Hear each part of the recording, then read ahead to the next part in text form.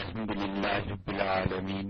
والصلاة والسلام علی سید الانبیاء والمرسلین وعلی آلہ وصحبہ اجمعین، اما بعد۔ کل کی نشست میں حج کے مسائل میں جو بات ہو رہی تھی وہ عرفات کے میدان میں حضور اقدس صلی اللہ علیہ وسلم کا دعا مانگنا اور اس کے مختلف الفاظ تھے۔ عرفات میں جو عبادت کرنے کی ہے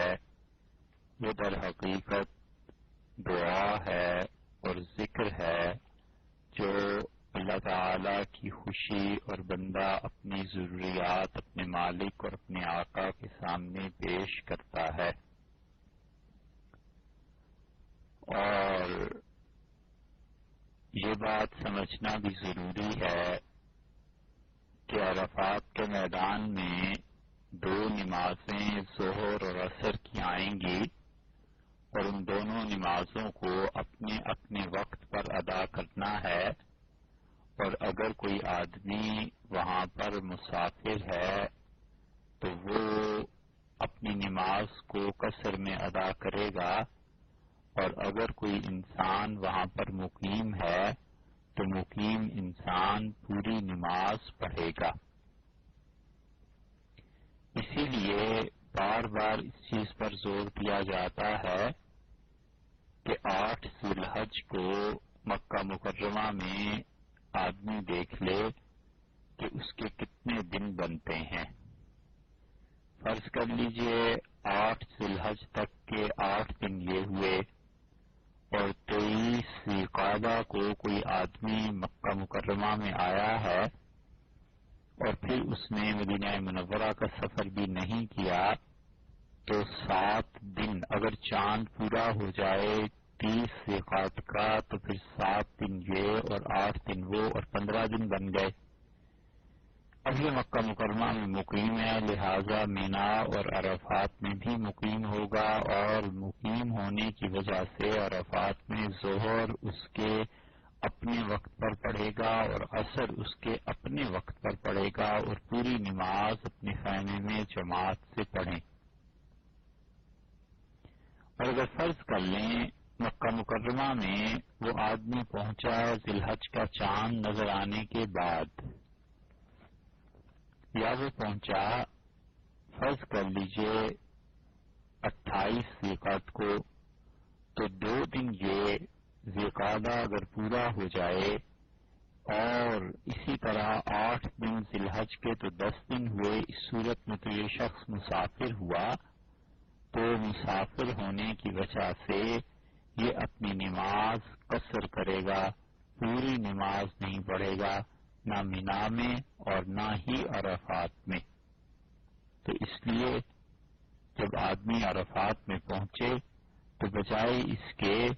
کہ مسجد نمرہ میں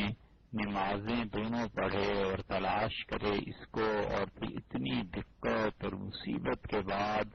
یہیں مسجد نمرہ میں آگے جانے کی جگہ ملے نہ ملے اور پھر کئی گھنٹے تک بیٹھنا پڑے، اور یہ سارے مسائل، اس سے بہتر یہ ہے کہ اپنی نماز کا اہتمام کرے اور فرض نماز جماعت سے پڑھنی چاہیے۔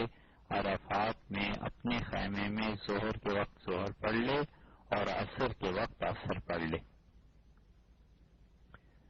اور وقوف ظہر کے بعد بھی اور عصر کے بعد بھی اور مغرب تک اور غروب آفتاب سے پہلے عرفات کو نہیں چھوڑنا، کیونکہ عرفہ سے اگر غروب آفتاب سے پہلے کوئی آدمی نکل گیا تو اس پر دم واجب ہوگا، اور وہ پھر اگر واپس آ جائے تو دم ختم ہو جائے گا، اور اگر واپس نہیں آیا تو پھر اس انسان کے ذمے یہ ایک دم رہے گا کہ وہ ایک قربانی کسی چھوٹے جانور کی، دمبا، بکرا، بکری، ان چیزوں کی وہ حرم کی حدود کے اندر کرتے۔ وقوف کے صحیح ہونے کے لیے کچھ شرائط ہیں، مثلا اسلام شرط ہے، اور کافر کا وقوف درست نہیں ہوگا۔ اسی طرح صحیح حج کا احرام ہونا شرط ہے، ضروری ہے۔ عمرے کا احرام باندھ کر یا حج فاسد کا احرام باندھ کر یا بغیر احرام کے کوئی وقوف کرنا چاہے تو یہ صحیح نہیں ہے۔ بہت سے لوگ بالکل سادہ کپڑوں میں جدہ سے، مکہ مکرمہ سے کہیں سے اٹھ کے آ جاتے ہیں عرفات میں، اور انہوں نے احرام باندھا ہوا نہیں ہوتا، اور وہ کہتے ہیں کہ چلو احرام تو باندھا ہوا نہیں ہے لیکن وقوف کر لیں گے، تو ان کی طرف سے گویا وہ کیا سمجھتے ہیں حج ہو جائے گا۔ تو یاد رکھیے بغیر احرام کے وقوف عرفہ نہیں ہوگا، اور جب وقوف عرفہ نہیں ہے تو حج بھی نہیں ہے۔ جگہ یعنی عرفات کا ہونا بھی ضروری ہے۔ اگر عرفات سے باہر کوئی آدمی کھڑا ہوا تو یہ وقوف صحیح نہیں ہوگا، حتیٰ کہ وہ غلط فہمی میں چلا گیا کہیں، مثلا مزدلفہ کی حدود میں آ گیا اور وہ اپنے طور پر یہ سمجھتا رہا کہ یہ عرفات ہے تو حج ضائع ہو جائے گا، حج اس انسان کا نہیں ہوگا۔ اس لیے اہتمام کے ساتھ دیکھنا چاہیے، بورڈز بھی لگے ہوئے ہیں کہ عرفات کی حدود کہاں سے شروع ہوتی ہیں اور کہاں جا کر عرفات ختم ہو جاتا ہے، تو عرفہ کی حدود میں ہی یہ ہونا چاہیے۔ اس لیے آدمی کی حیثیت اور حالت احرام کی اور مقام عرفات کا اور وقت بھی ہونا چاہیے عرفہ کا، یعنی 9 ذی الحج کے زوال سے لے کے 10ویں کی صبح صادق تک کسی وقت وقوف ہو جائے۔ 9 ذی الحج کی زوال کے بعد یہ وقوف شروع کیا تھا اور اب 10 ذی الحج کی صبح صادق تک یہ وقوف ہو سکتا ہے۔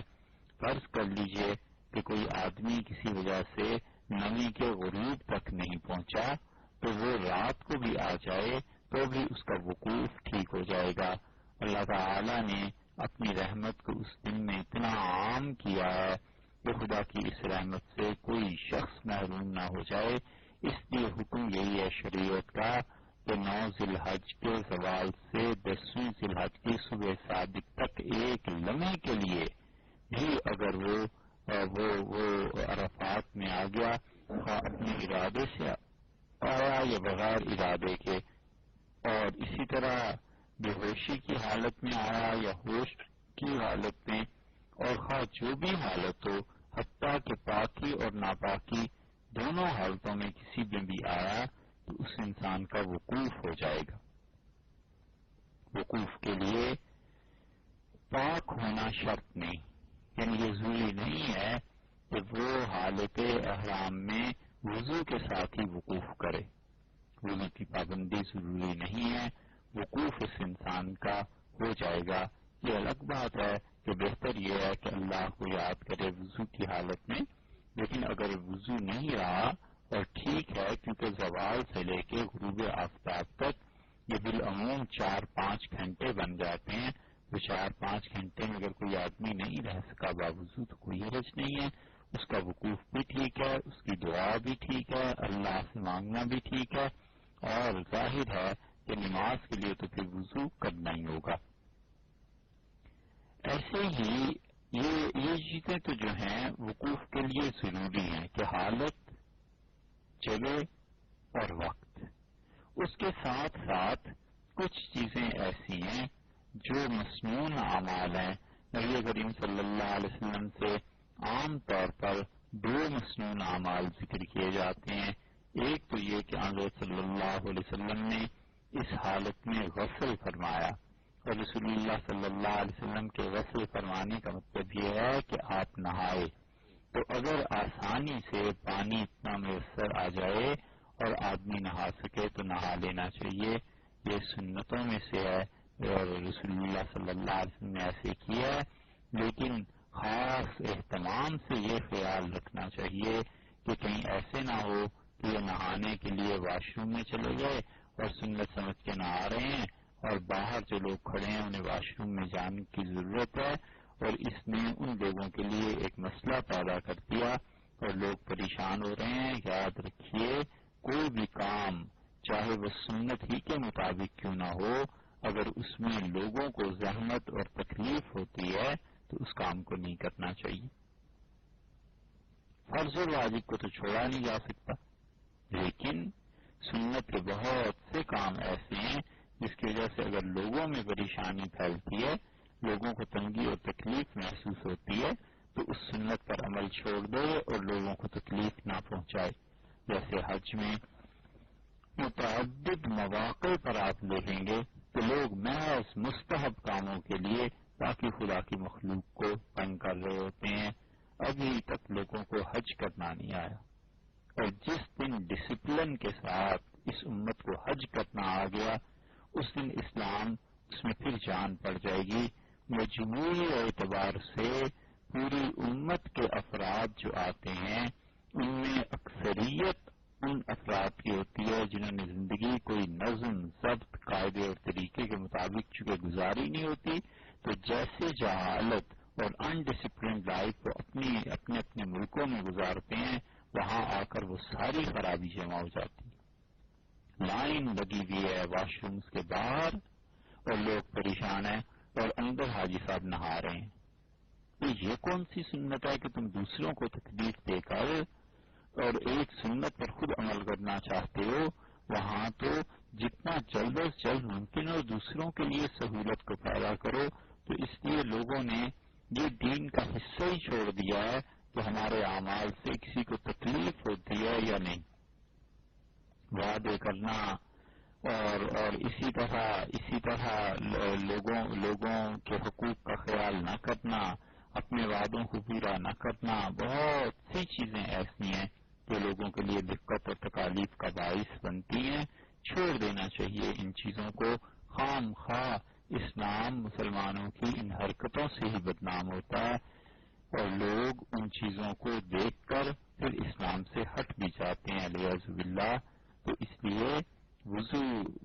کر لے، وقوف کے لیے اچھا ہے، غسل کر لے، اور غسل بہت اچھی بات ہے، مگر اس کے لیے یہ ضروری ہے کہ کسی کو تکلیف نہ پہنچے۔ وہاں فرض کر لیجئے کہ نہانے کا انتظام ہو جاتا ہے اور بغیر کسی دقت کے اچھی بات ہے۔ اور دوسری سنت عام طور پہ یہ ذکر کی گئی ہے کہ ظہر کی نماز کے فوراً بعد وقوف کرنا۔ حضور اکرم صلی اللہ علیہ وسلم سے بھی یہ ثابت ہے کہ آپ نے ظہر اور عصر کی نمازیں پڑھائیں اور اس کے فوراً بعد وقوف کیا رسول اللہ صلی اللہ علیہ وسلم نے، اور یہ وقوف آپ کا بہت طویل تھا۔ اس لیے چاہیے کہ وقوف جو ہے وہ طویل ہو، اور حتیٰ کہ انسان اگر دھوپ میں کھڑے ہو کے اللہ سے دعا مانگے اس دن تو یہ زیادہ افضل چیز ہے، زیادہ بہتر چیز ہے۔ ان مسنون اعمال کے بعد کچھ چیزیں ایسی ہیں جو مستحب ہیں، اور مستحب چیزوں میں سے یہ ہے کہ کوئی آدمی اس دن روزے سے ہو، اور رسول اللہ صلی اللہ علیہ وسلم نے 9 ذی الحج کے روزے کی بڑی فضیلت ارشاد فرمائی ہے۔ آپ نے فرمایا کہ اس انسان کے گناہوں کا کفارہ ہے یہ 9 ذی الحج کا روزہ، ایک سال جو زندگی میں اس کے گزر گیا اور ایک سال جو آئندہ آنے والا ہے، ان دونوں سالوں کے گناہوں کا کفارہ ہے 9 ذی الحج کا روزہ۔ اس لیے بہت سے حضرات کہتے ہیں کہ 9 ذی الحج میں روزہ رکھنا چاہیے، اور بہت سے حضرات منع کرتے ہیں کہ روزہ نہیں رکھنا چاہیے وگرنہ وقوف عرفہ میں فرق پڑے گا۔ تو اعتدال کی بات یہ ہے کہ جس آدمی کو اللہ نے صحت دی ہے، طاقت دی ہے، گرمی پیاس کو برداشت کر سکتا ہے، اور اس کے لیے بہتر ہے روزہ رکھ لے۔ اور اگر آدمی سمجھتا ہے کہ نہیں مجھ سے ایسی چیز ہو نہیں سکے گی اور ضرور میرے وقوف میں فرق پڑ جائے گا، تو اس دن جو عبادت ترجیح دینی ہے یہ وقوف عرفہ کا، اللہ سے اس دن کی دعا کا مانگنا ہے، اور اللہ تعالی سے وہاں سے کچھ لے کے ہی آنا ہے، کچھ لے کے ہی اٹھنا ہے اس کے در سے، تو وہ زیادہ ضروری چیز ہے۔ اس لیے روزے کو چھوڑ دیا جائے اور وقوف کی طرف زیادہ توجہ دی جائے، اور اگر اس انسان کو اس پہ اطمینان ہے کہ الحمدللہ اللہ نے اسے طاقت دے رکھی ہے تو روزہ رکھ لے۔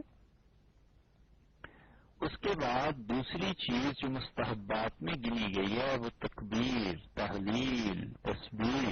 تسبیح کا مطلب سبحان اللہ، تسبیح کا مطلب سبحان اللہ و بحمدہ، تحمید الحمدللہ، اور اسی طرح تکبیر، تکبیر کا مطلب اللہ اکبر، تحلیل لا الہ الا اللہ، یہ کثرت سے پڑھنا اس دن میں یہ مستحب ہے، اللہ کا ذکر کرتا رہے، اللہ کو یاد کرتا رہے۔ اسی طرح استغفار کی کثرت بھی مستحبات میں سے ہے۔ استغفار کا مطلب یہ ہے کہ آدمی اپنے کاموں کی، اپنے گناہوں کی معافی اللہ سے مانگتا رہے۔ تو یہ کثرت سے اللہ تعالی سے معافی مانگنا اور بار بار معافی مانگنا یہ اس دن کے مستحبات میں سے ہے، تو آدمی کو چاہیے کہ اللہ سے کثرت سے معافی مانگے۔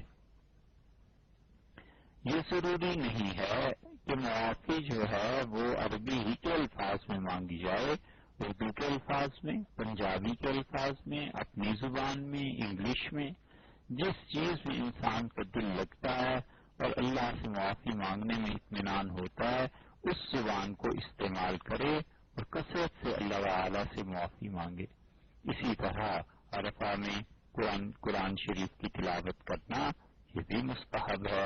اور اس پر بھی عمل کر لے، چاہے تو قرآن پاک کی تلاوت کر لے، پڑھ لے، درود شریف کو پڑھنا یہ بھی مستحب ہے، تلبیہ کثرت سے پڑھنا، لبیک اللہم لبیک، اس کو کثرت سے پڑھنا، یہ سب کی سب چیزیں در حقیقت ایک ہی اصول کے تحت آتی ہیں، اور وہ ہے عرفہ کے میدان میں اللہ تعالی سے تعلق کا قائم کرنا، کہ زیادہ سے زیادہ حق تعالی شانہ سے تعلق قائم ہو اور کثرت سے اللہ کا ذکر ہو، اللہ کی یاد ہو، بس اتنی بات۔ جس چیز میں دل لگ جائے کثرت سے اس کو کرنا یہ مستحبات میں سے ہے۔ قبلہ رخ کھڑا ہونا ذکر کے وقت، وقوف کے وقت، یہ بھی مستحب ہے کہ قبلے کی طرف منہ کر لے۔ یہ قبلہ ہر طرح سے ترجیح دیے جانے کے قابل ہے، اسی لیے رسول اللہ صلی اللہ علیہ وسلم ہر معاملے میں قبلے کو ترجیح دیتے تھے، اور عبداللہ ابن عمر رضی اللہ عنہ کے متعلق آتا ہے کہ بہت شدید تھے قبلہ رخ میں، یعنی ہر بات میں اہتمام کرتے تھے کہ قبلہ رخ ہوا جائے۔ بہت سی چیزیں کہ قبلہ رخ ہونے میں زیادہ برکات اور زیادہ توجہات اللہ کی رہتی ہیں۔ مثلاً بیٹھنا ہے کام کے لیے اور کسی چیز کے لیے قبلہ رخ ہو کے بیٹھا جائے، یہ زیادہ اچھا ہے، قبلے کی رعایت کی جائے۔ امام راضی رحمۃ اللہ علیہ نے ایک جگہ لکھا ہے کہ ہم نے یہ تجربہ کیا کہ جو بچے قبلہ رخ بیٹھ کر قرآن پاک کو یاد کرتے ہیں وہ ان بچوں سے جلدی یاد کر لیتے ہیں جو بچے قبلے کے رخ پر نہیں بیٹھتے۔ اگرچہ یہ کوئی شرعی مسئلہ نہیں ہے لیکن اس کی بہرحال برکات ہیں۔ اسی طرح نماز میں آدمی قبلہ رخ ہوتا ہے، سجدہ کرتا ہے تو دونوں پاؤں کی انگلیوں کو اچھی طرح دبا کر قبلے کی طرف کرنا چاہیے۔ ایسے ہی قبلے کا ایک جگہ تو خیال کرنا واجب ہے، ضروری ہے، اور لوگوں نے اسے بالکل چھوڑ دیا ہے۔ میت کو جب قبر میں لٹایا جائے تو یہ غلط بات ہے کہ اس کا صرف چہرہ قبلے کی طرف کر دیا جائے۔ یاد رکھیے اس مسئلے کو کہ مسئلہ یہ ہے کہ ہمارے نزدیک میت کو قبر میں جب لٹایا جائے یا تابوت میں حتیٰ کہ جب لٹایا جائے تو اس کو بالکل ایسے لٹانا چاہیے کہ اس کا دائیں کروٹ نیچے آ جائے اور بایاں حصہ اوپر آ جائے، جیسے انسان سنت کے مطابق سوتا ہے ایسے ہی۔ اور جو پیچھے دیوار آ رہی ہے اس دیوار کے ساتھ میت کو ٹکا دیا جائے یا پیچھے اس کے مٹی کے ڈھیلے رکھ دیے جائیں تاکہ وہ ٹک جائے۔ یہ جو ہمارے ملکوں میں دستور چل پڑا ہے نا کہ میت کو سیدھا لٹا کر اور اس کا چہرہ قبلے کی طرف بس کر دیں، یہ غلط چیزیں ہیں، میت کا حق ساقط ہوتا ہے، مارا جاتا ہے، کبھی ایسے نہ کیجیے، یہ گناہ کے کاموں میں سے ہے۔ سنت کے مطابق کام یہ ہے کہ میت کو بالکل دائیں کروٹ پر لٹا دینا چاہیے۔ دائیں کروٹ پر لٹائیں گے جب تو ہاتھ نیچے آ جائے گا اس ہاتھ کو نکال کے باہر تھوڑا سا رکھ دیجیے، اور یہ جو اوپر والا ہاتھ ہے میت کے اوپر ہی رکھ دیا جائے، اور رکھنے کے بعد اس کی پشت میں جو قبلے کی طرف اس کا چہرہ، اس کا منہ، اس کا سینہ، اس کا سارا جسم قبلے کی طرف ہو گیا. اب پیٹھ کی طرف جو دیوار آ رہی ہے اس میں مٹی کے ڈھیلے وغیرہ رکھ دیے جائیں تاکہ اس کی لاش ٹک جائے، تاکہ اس کی میت گرے نہیں. یہ چیز کرنی چاہیے. لوگ غلط کرتے ہیں کہ سیدھا لٹا کے اور اس کا چہرہ قبلے کی طرف پھیر دیتے ہیں. یہ آپ کسی بھی ایسے اچھے مفتی سے پوچھ لیں جس نے 10-15 سال فتوے کا کام کیا ہو، کسی بھی مسلک کے کسی اچھے مفتی سے پوچھیے گا، ورنہ عام طور پہ تو مولوی صاحبان کو یہ مسئلہ پتہ نہیں ہوتا اور خام خواہ وہ لوگوں کو تلقین بھی نہیں کرتے اور لوگوں کے مردے جو دفنانے میں مردے کا حق رہ جاتا ہے اسے برباد کرتے ہیں. تو حنفی فقہا نے ہر کتاب میں جہاں بھی میت کو تدفین کے آداب میں بیان کیا ہے سنتوں میں، اس میں انہوں نے یہ بھی لکھا ہے. اسی طرح وقوف عرفہ میں قبلہ کے رخ کھڑا ہونا یہ مستحبات میں سے ہے. تو رسول اللہ صلی اللہ علیہ وسلم نے ہر کام میں، اچھے کاموں میں قبلے کے رخ کی اہمیت کو بتلایا ہے، اور جو بھی کچھ ایسے کام ہیں جن کا تعلق زیادہ اچھائیوں سے نہیں ہے یا طبعی امور ہیں ان میں بتایا ہے کہ قبلے کے رخ سے ہٹا جائے اور بچا جائے. ایسے ہی زوال سے پہلے وقوف کی تیاری کرنا کہ زوال مثلا 12 بجے اور 10 بجے پہنچ گئے عرفہ میں تو کھانا پینا، تھوڑی دیر لیٹ جانا تاکہ ظہر کے بعد اطمینان کے ساتھ اللہ کی عبادت کی جا سکے. یہ سونا مستحب ہے. یہ کھانا پینا اس وقت پانی کا زیادہ اچھی طرح پی لینا تاکہ پھر بار بار پیاس نہ ستائے اور پسینے کی وجہ سے کہیں ایسے نہ ہو پانی جس میں ہائیڈریشن ہو جائے، پانی کہیں کم نہ ہو جائے. ان ساری چیزوں کا پہلے سے اہتمام کر لینا یہ اچھی چیز ہے. اپنے جسم کا، اپنی صحت کا خیال رکھنا چاہیے ہمیشہ. یہ کوئی نیکی کی بات نہیں ہے کہ انسان اپنے جسم کو اور اپنی صحت کو خراب کر دے. یہ جسم اللہ کا ہے، یہ صحت اللہ تعالی کی طرف سے ہے اور یہ جسم سرکاری مشینری ہے. تو بغیر کسی وجہ کے جو اس سرکاری مشینری کو خراب کرے گا قیامت میں سرکار کو جواب بھی دے گا. وہ پوچھیں گے بھی کہ بھئی یہ تو چیز ہماری تھی، یہ جسم ہم نے دیا تھا، تمہیں آخر کیا حق پہنچتا تھا کہ اسے ایسے کاموں میں استعمال کرو جو کام ہماری مرضی کے خلاف ہیں. ایسے ہی جیسے دنیا میں بھی انسان سرکاری مشینری اور یہ چیزیں کہیں غلط استعمال کرے تو اس پر پکڑ ہوتی ہے. دنیا میں بس اس کا مستثنا اور اس سے وہ صرف مسلمان ہی مستثنا، انہیں کوئی نہیں پوچھتا. چاہے سارے سرکار کا مال لوٹ لیں اور گورنمنٹ کی ساری چیزیں اپنے ذاتی استعمال میں رکھیں، انہیں کوئی نہیں پوچھتا. باقی وہ جہاں جہاں دنیا میں شرفاء کی حکومتیں ہیں وہاں اول تو لوگ خود ہی سرکاری مشینری کو ناجائز استعمال نہیں کرتے، اور کوئی کر بھی دے تو فوراً پوچھ ہوتی ہے کہ جناب یہ تو سرکاری چیزیں ہیں، آپ اپنے پرسنل یوز میں سے کیسے لے سکتے ہیں. بس ایسے ہی اللہ کے ہاں اس جسم کا بھی حساب ہے. تو اس لیے پہلے سے عرفہ کے دن اپنے جسم کو وقوف کے لیے تیار کر لینا، کھانا پینا تاکہ بھوک نہ لگے، تھوڑی دیر کے لیے سو جانا تاکہ نیند جو آتی ہے اس کا غلبہ نہ ہو، پانی کا پی لینا تاکہ ہائیڈریشن نہ ہو. یہ سب چیزیں ایسی ہیں کہ جو آدمی اس کا خیال کرے گا اسے ان چیزوں پر ثواب ملے گا. اسے ان چیزوں پر اللہ تعالیٰ اس لیے ثواب دیں گے کہ اس انسان نے خدا کی اطاعت اور خدا کی فرما برداری کے لیے اپنے جسم کو تیار کیا. وقوف کی تیاری اور وقوف کی نیت. وقوف کی نیت کرنا کہ اللہ تعالیٰ کے ساتھ تعلق قائم کرنا ہے. وقوف کی نیت کرنا کہ پروردگار عرفات کا جو وقوف واجب ہے، ضروری ہے، فرض ہے، اللہ اس کی نیت کرتا ہوں. اور اس نیت کے لیے، وقوف کے لیے دل کا ارادہ بھی کافی ہے. دل سے ارادہ کر لے وقوف کا، بس وہ بھی کافی ہے، وہ نیت ہی ہو گئی. اور ایسے ہی اس کے ساتھ ساتھ انسان دعا مانگتا رہے. 3 مرتبہ دعا کے لیے ہاتھ اٹھانا اور 3 مرتبہ دعاؤں کو پڑھنا. یعنی دعا کے لیے ہاتھ اٹھائے اور پھر کچھ وقفے کے بعد چھوڑ دے، پھر اٹھائے پھر چھوڑ دے، پھر اٹھائے پھر چھوڑ دے، اور اسی طرح 3 مرتبہ دعاؤں کو پڑھنا، ایک دعا 3 مرتبہ اللہ سے مانگنا بار بار ایک چیز کا،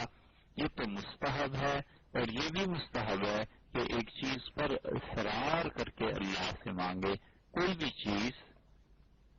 کوئی بھی، چاہے ساری چیزیں ہوں، 2 4 10 20 جتنی بھی ضرورتیں ہیں، اصرار کر کے اللہ سے مانگنا یہ مستحب ہے۔ حدیث میں آیا ہے، رسول اللہ صلی اللہ علیہ وسلم نے فرمایا، اللہ تعالی اپنے ان بندوں کو اس سے محبت کرتا ہے جو اصرار کر کے اللہ سے مانگتے ہیں، جو بہت زیادہ اللہ تعالیٰ سے اصرار کرتے ہیں کہ بس یہ چیز تو دے ہی دیں۔ اللہ تعالیٰ سے اس طرح مانگنا، اس سے اللہ راضی ہوتا ہے، اللہ خوش ہوتا ہے۔ تو اس لیے فرمایا گیا ہے کہ 3 مرتبہ اللہ سے دعا مانگے۔ نبی کریم صلی اللہ علیہ وسلم 3 بار اللہ سے دعا مانگتے تھے، اور حضرت صلی اللہ علیہ وسلم کے ہاں بڑا ادب تھا، بڑی حیا تھی، اور رسول اللہ صلی اللہ علیہ وسلم تمیز سکھاتے تھے لوگوں کو، ادب، احترام۔ صحابہ رضی اللہ عنہ کہتے ہیں کہ رسول اللہ صلی اللہ علیہ وسلم 12 مرتبہ 3 مرتبہ سلام کرتے تھے، کوئی ملنے آتا تھا تو خوشی سے، محبت سے رسول اللہ صلی اللہ علیہ وسلم 3 مرتبہ سلام کرتے تھے، یعنی السلام علیکم، السلام علیکم، السلام علیکم، ایسے 3 مرتبہ رسول اللہ صلی اللہ علیہ وسلم فرماتے تھے۔ وہ خوشی کا اظہار بھی تھا، اور آنے والے کو اگر اس میں کچھ بھی سمجھ بوجھ ہو تو یہ اس کے لیے پیغام بھی ہوتا تھا کہ تمہارے آنے سے بڑی خوشی ہوئی ہے، اللہ کی یہ سلامتیاں تم پر نازل ہوں۔ تو اس لیے آدمی اپنے مہمانوں کے آنے سے خوش بھی ہو، اور جس کو 3 مرتبہ کوئی سلام کرتا ہے اسے بھی اندازہ ہونا چاہیے کہ اس آدمی کو مجھ سے کیسا تعلق ہے، محبت ہے، کیا اس کے جذبات ہوں گے۔ تو اس لیے 3 مرتبہ دعاؤں کا مانگنا یہ حضرت صلی اللہ علیہ وسلم کے ساتھ تھا، اور نبی کریم صلی اللہ علیہ وسلم ایسے اللہ سے مانگتے تھے۔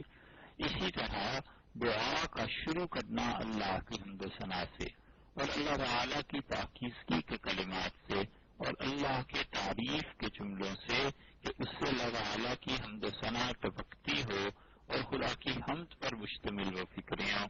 وہ فکریں چاہے عربی میں ہوں، اور وہ فکریں چاہے اردو میں ہوں، اور وہ فکریں چاہے کسی اور زبان میں ہوں، انگلش میں ہوں، پنجابی میں ہوں، کسی بھی زبان میں ہوں، ان فکروں سے اللہ کی حمد، اللہ کی تعریف شروع ہوتی ہو، اور ان فکروں سے اللہ تعالیٰ کی حمد ٹپکتی ہو، اور ان فکروں میں ایسا رچاؤ بساؤ اللہ کی حمد کا ہونا چاہیے، جیسے آپ نے دیکھا شیرے میں کوئی چیز ڈالتے ہیں نا، مٹھائی، رسگلے یا جلیبیاں یا کوئی بھی چیز شیرے میں ڈالتے ہیں تو کیسے شیرہ ٹپک رہا ہوتا ہے اس سے، ایسے ہی ایک لفظ، ایک حرف سے خدا کی حمد و ثنا ٹپکے، اللہ تعالیٰ کی تعریف کرے، پروردگار کے احسانات کا تذکرہ کرے، اللہ آپ ایسے اچھے ہیں، اے پروردگار تیرے لیے تعریف ہے، زمین و آسمان کا مالک تو، اس کائنات کے خالق آپ ہیں، اے اللہ آپ ہی اپنے بندوں کا خیال کرنے والے ہیں، اللہ آپ ہی ان پہ رحم اور مہربانی فرمانے والے ہیں، اور اللہ کائنات میں تیرا ہی تصرف ہے، مالک تیرا ہی علم ہے، اور وہ ذات جس نے محض اپنے ارادے سے اس دنیا کو بنا دیا ہے۔ الغرض اس طرح کے کئی جملے ہیں، اللہ کی حمد و ثنا، اللہ کی تعریف، اور پھر اس کے بعد رسول اللہ صلی اللہ علیہ وسلم پر درود شریف بھیجے، نبی کریم صلی اللہ علیہ وسلم کے احسانات کا تذکرہ کرے، ان کے لیے دعا مانگنا،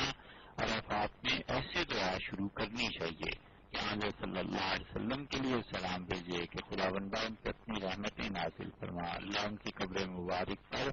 اپنی برکتیں نازل فرما، اللہ ایسی اچھی جزا انہیں دے جیسی بہتر سے بہتر جزا کسی امت کی طرف سے اس کے نبی علیہ الصلوۃ والسلام کو دی جاتی ہے، اور بہتر سے بہتر بدلہ جو کسی بھی قوم کی طرف سے اس کے رسول علیہ الصلوۃ والسلام کو دیا گیا ہو، اللہ اچھی سے اچھی برکتیں اور رحمتیں ہمیشہ ہمیشہ کے لیے رسول اللہ صلی اللہ علیہ وسلم کو نازل فرماتا رہا۔ انہوں نے دین کا سبق پڑھایا، اللہ انہوں نے تیری توحید سے شناسائی دی، پر انہوں نے تیرا سبب تجھ تک پہنچنے کی راہ انہوں نے دکھائی، اور اے اللہ انہی کی وجہ سے قرآن جیسی دولت نصیب ہوئی، اللہ انہی کی وجہ سے تیری عبادت اور بندگی کی، اور آج تیرے در پہ حاضری کی توفیق انہی سے ہوئی، اللہ تیرے گھر کا اور آج تیری اس چوکھٹ پہ آنے کا پتہ انہی نے بتایا کہ تیرے گھر کا پتہ کیا ہے اور تیری ذات کا پتہ کیا ہے، اللہ انہی کے طفیل اور انہی کی تعلیم کی وجہ سے زندگی میں اچھائیوں کی توفیق ہوتی رہی ہے۔ تو یوں رسول اللہ صلی اللہ علیہ وسلم کے لیے دعائیں مانگے، اور اس کے بعد پھر اپنی ضروریات کا تذکرہ شروع کرے، اور اس میں بھی بہتر یہ ہے کہ سب سے پہلے اپنے لیے معافی مانگے کہ پروردگار جو زندگی میں تیرے حقوق تھے وہ بھی ضائع کر دیے، اللہ جو زندگی کے اچھے دن تھے وہ بھی ختم کر دیے، اے پروردگار ساری خطاؤں اور سارے گناہوں اور اے اللہ تمام تر تیری نافرمانیوں کے ساتھ تیرا یہ نالائق بندہ اس امید پر حاضر ہے کہ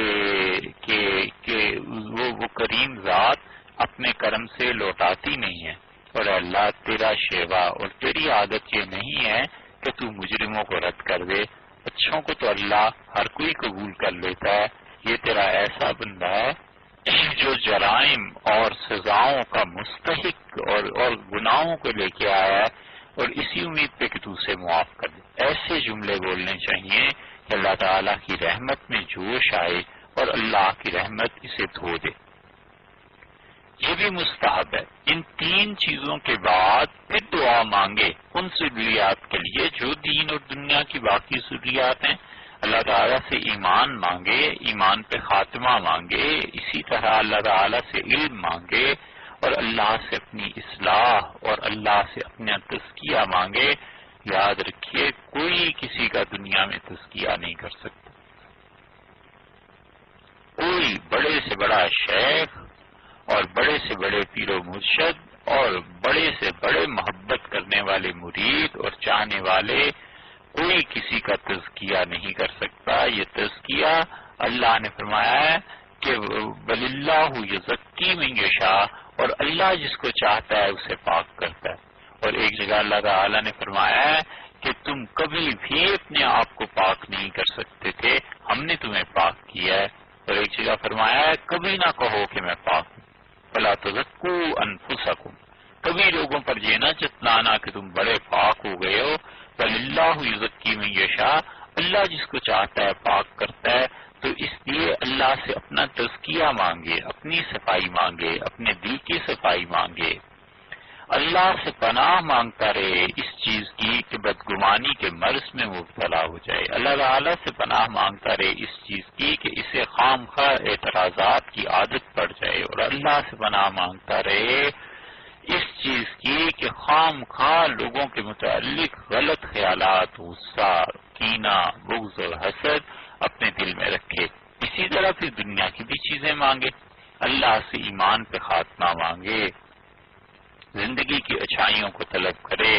دنیا میں جو گھر، جو آرام، جو سکون، اولاد، کتنی ہی چیزیں ہیں جو بھی اس کے ذہن میں ہو، ان سب چیزوں سے مانگے، اور پھر اللہ سے دعا جب ختم کرنی ہو تو پھر اللہ تعالیٰ کی تعریف کرے، پھر نبی کریم صلی اللہ علیہ وسلم پر صلاۃ والسلام پیش کرے، پھر استغفار کرے، اور آخر پہ پھر اللہ سے معافی مانگتا رہے اور اللہ کی حمد و ثنا کرتا رہے۔ دعا کو اللہ کی تعریف پر ہی ختم کرنا چاہیے کہ اللہ تعالیٰ کی ذات ہر اعتبار سے تعریف کیے جانے کے قابل ہے۔ اسی طرح پاک ہونا یہ بھی مستحب ہے، باوضو ہونا مستحب ہے۔ اگر کوئی آدمی وضو سے نہیں رہا یا کوئی عورت اور وہ اس حال میں اللہ سے دعا مانگتی رہی تو بھی ٹھیک ہے، کوئی حرج نہیں ہے، بس صرف مستحب ہی ہے نا، یعنی بہتر تھا کہ ایسی حالت میں ہوتا، وضو ہوتا، اور فرض کر لیجئے وضو نہیں ہے، حتیٰ کہ خواتین کے معاملات میں غسل بھی نہیں ہے اور نہانا بھی ہے، یہ چیزیں ہیں، اور ایسی حالت آ گئی تو بھی اللہ سے مانگنا چاہیے۔ اللہ تعالیٰ کو علم ہے ان ساری چیزوں کا، تو اس لیے وضو کا ہونا اچھا، اور نہ ہو تو کوئی حرج نہیں۔ اور روزے کو ابھی بیان کیا بھی تھا اگرچہ، لیکن بعض فقہا نے جو مکروہ لکھا ہے تو کہتے ہیں کہ روزے کی وجہ سے ضعف ہو جاتا ہے اور اچھی طرح اعمال کر نہیں سکے گا، لیکن اگر کسی کو ضعف کا خدشہ نہ ہو اور اللہ نے اچھی صحت دی ہوئی ہو تو روزہ رکھ لے، اچھا ہے، نہ رکھے تو بھی اچھا ہے کہ اب کے وقوف میں سہولت رہے گی۔ تو یہ چیزیں آدمی کے ذہن میں رہنی چاہیے۔ اسی طرح مستحبات میں فقہا نے لکھا ہے کہ جھگڑا نہیں کرنا چاہیے، عرفات میں جھگڑا نہ کرے۔ عرفات میں جہاں اللہ کی اتنی رحمت برستی ہے، یہ جھگڑے کی وجہ سے خدا کی رحمت تو ختم نہیں ہوگی لیکن اس بندے سے دور ہو جائے گی، اس لیے جھگڑے نہیں۔ ایسے ہی نیکی کے اعمال کرنا، جیسے صدقہ کرنا ہے، عرفہ کے دن صدقہ بھی کرے۔ صدقے کے لیے یہ تھوڑا ہی ہے کہ اب آدمی پیسے لے کے نکل جائے اور کسی فقیر کو ڈھونڈے، وہاں پانی خرید لیجئے، پیکٹس جوس کے مل رہے ہوتے ہیں وہ خرید لیجئے، اسی طرح کھانا مل رہا ہوتا ہے وہ خرید لیجئے، کوئی بھی چیز لوگوں کو کھلا دیں،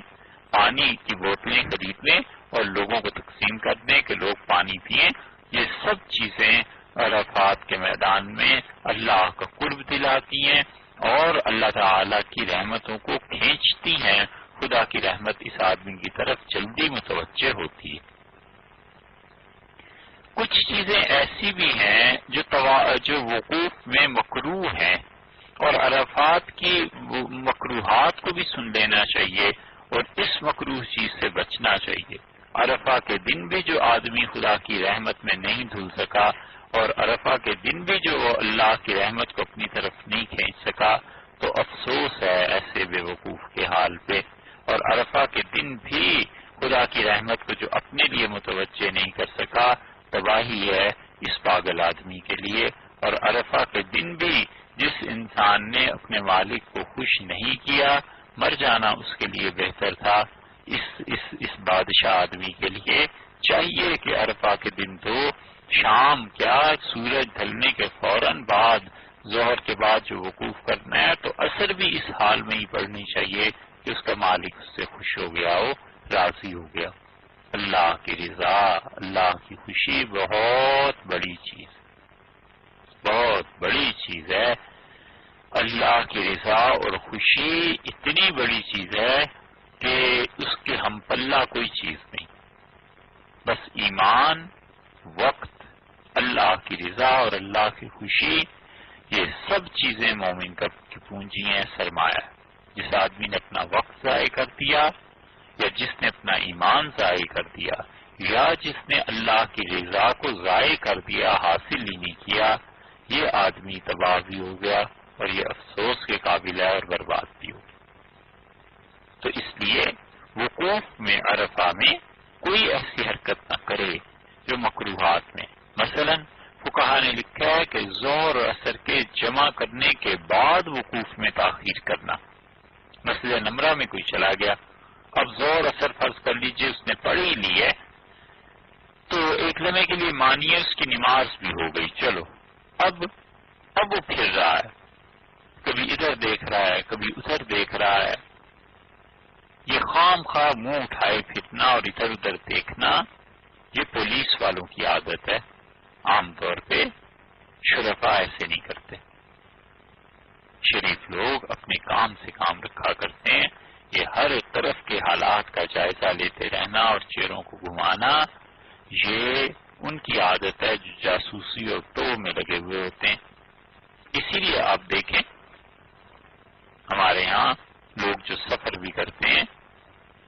سب ایک دوسرے کو دیکھ رہے ہوتے ہیں، اور کہیں اور ممالک میں چلے جائیں وہاں کے شہریوں کو دیکھیں، کوئی پڑھنے میں مصروف ہے، کوئی اپنے کسی کام میں مصروف ہے، سفر تک میں کچھ نہیں اخبار ہی پڑھتے رہیں گے اور کچھ نہیں سو جائیں گے، آنکھیں بند کر لیں گے۔ یہ تھوڑا ہی ہے کہ لوگوں کے چہرے خام خواہ دیکھیں، اور یاد رکھنا چاہیے کہ بغیر ضرورت کے لوگوں کے چہرے دیکھنا، اس سے دل میں اللہ سے غفلت پیدا ہو جاتی ہے، اللہ کے ذکر میں کمی آ جاتی ہے۔ بغیر ضرورت کے نہ دیکھیں، بس اپنے کام سے کام رکھے۔ تو اب ظہر اصل پڑھ لی فرض کیجئے مسجد نمرہ میں، اس کے بعد ادھر ادھر گھومتے رہنا، یہ مکروہ ہے، کیونکہ اس سے وقوف میں تاخیر ہو رہی ہے نا۔ تو وقوف جو ہے اللہ کے حضور میں کھڑے ہونا اور دعا اس سے مانگنا، یہ مستحبات سمیت یہ کرنا چاہیے تھا۔ اس انسان کو وقوف میں تاخیر کرنا یہ چیز مکروہ ہے۔ دوسری مکروہ چیز فقہا نے لکھی ہے کہ راستے پر ٹھہرنا، یعنی جو لوگوں کی گزرگاہ ہے، لوگوں کا راستہ ہے، ٹینٹس لگتے ہیں، کیمپس لگتے ہیں، اور ان کے بعد راستہ ہوتا ہے جہاں سے لوگوں نے گزرنا ہے۔ اب 10 آدمی وہاں کھڑے ہو کے دعا مانگنے میں مصروف ہیں، اور لوگ آنے جانے والے، ان لوگوں کو دقت ہو رہی ہے، ان لوگوں کو پریشانی ہو رہی ہے، وہ گھوم گھوم کے کہیں اور سے جا رہے ہیں، نکل رہے ہیں، یہ مکروہ کام ہے، نہ کرے۔ معلوم نہیں کہ اللہ اس کی دعاؤں سے اتنا راضی ہوگا، یا یہ کہ ان لوگوں کی اس غلط مکروہ حرکت سے خدا ناراض ہوگا،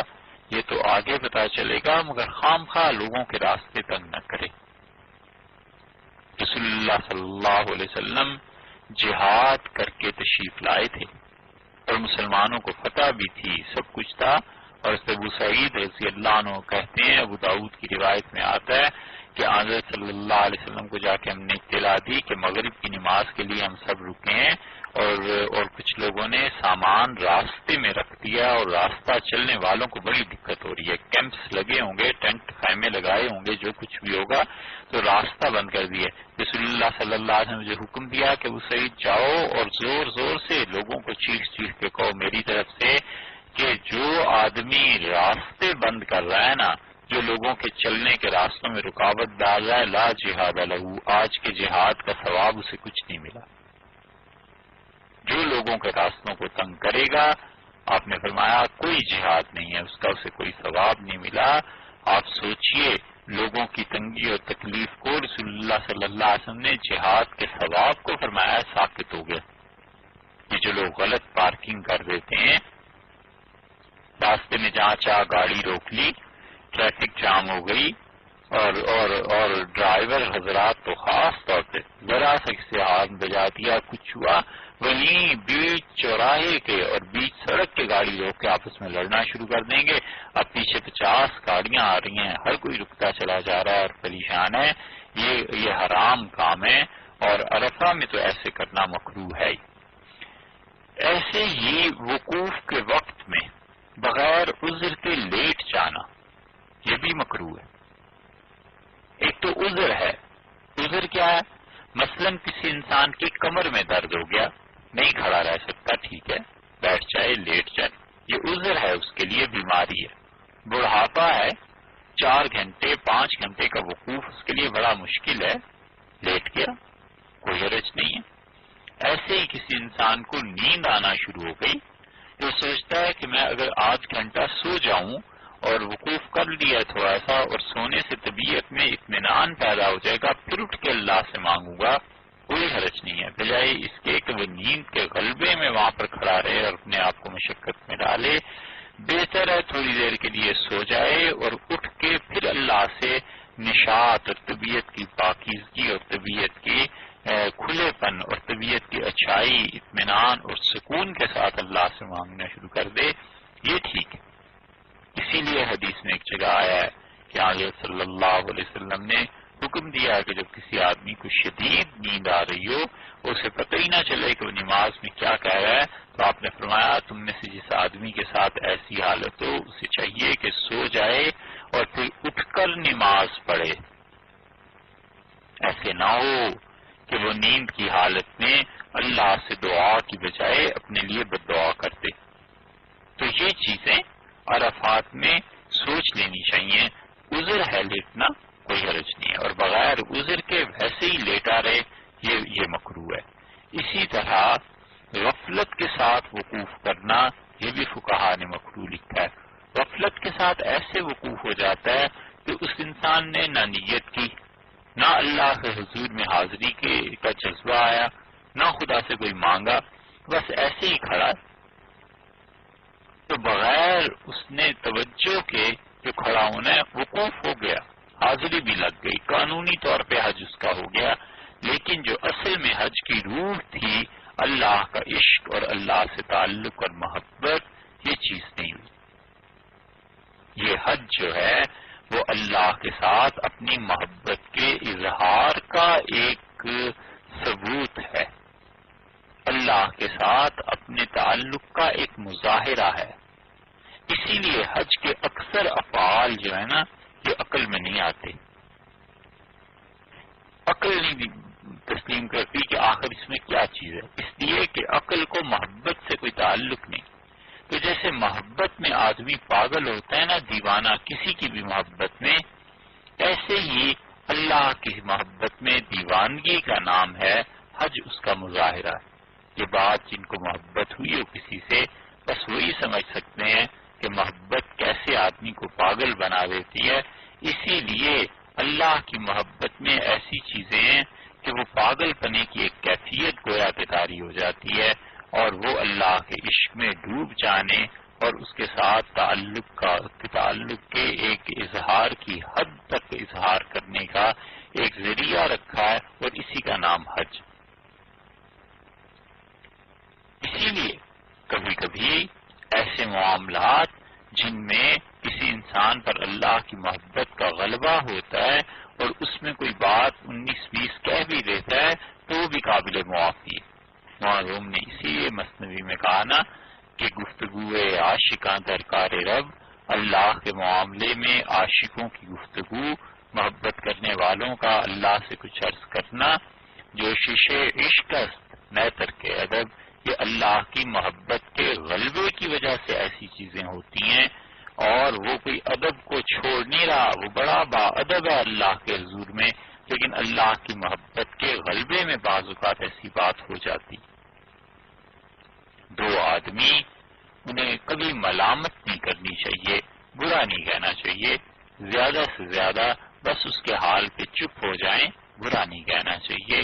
ایک وہ جس انسان پہ اللہ کی محبت کا غلبہ ہوتا ہے اور پھر وہ اللہ سے کچھ عرض کر رہا ہوتا ہے، اور دوسرا وہ جس پہ عبودیت کا، بندگی کا، عاجزی کا غلبہ ہوتا ہے اور وہ اللہ سے شکایت کر رہا ہوتا ہے، شکوہ کر رہا ہوتا ہے کہ خدا ایسے ہو گیا، ایسے ہو گیا، ایسے ہو گیا،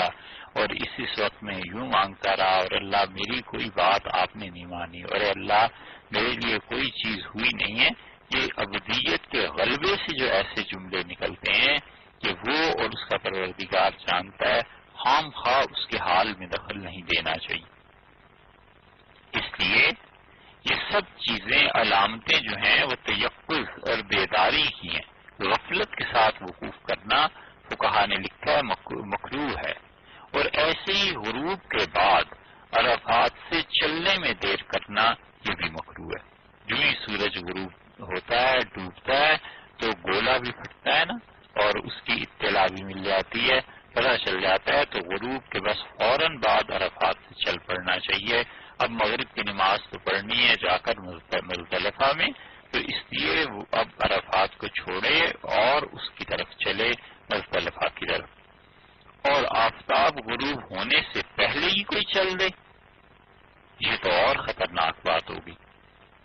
اگر سورج ڈوبنے سے پہلے عرفات کی حدود سے نکل گیا تو اس پہ دم واجب آ جائے گا،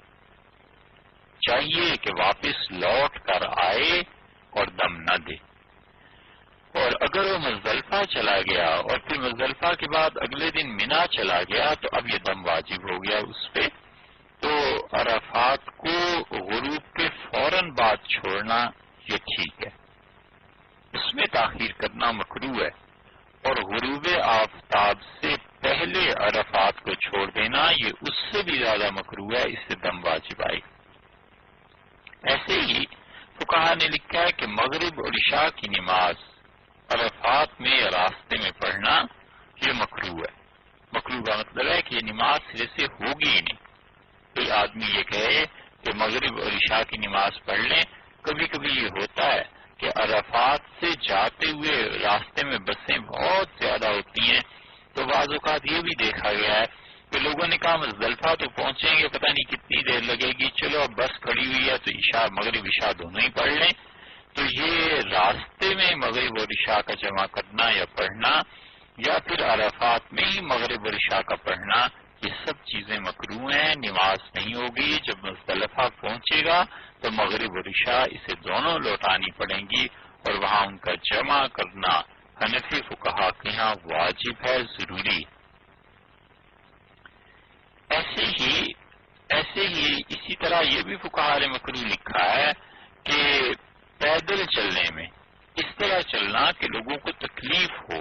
اور چوٹ لگے کسی کو،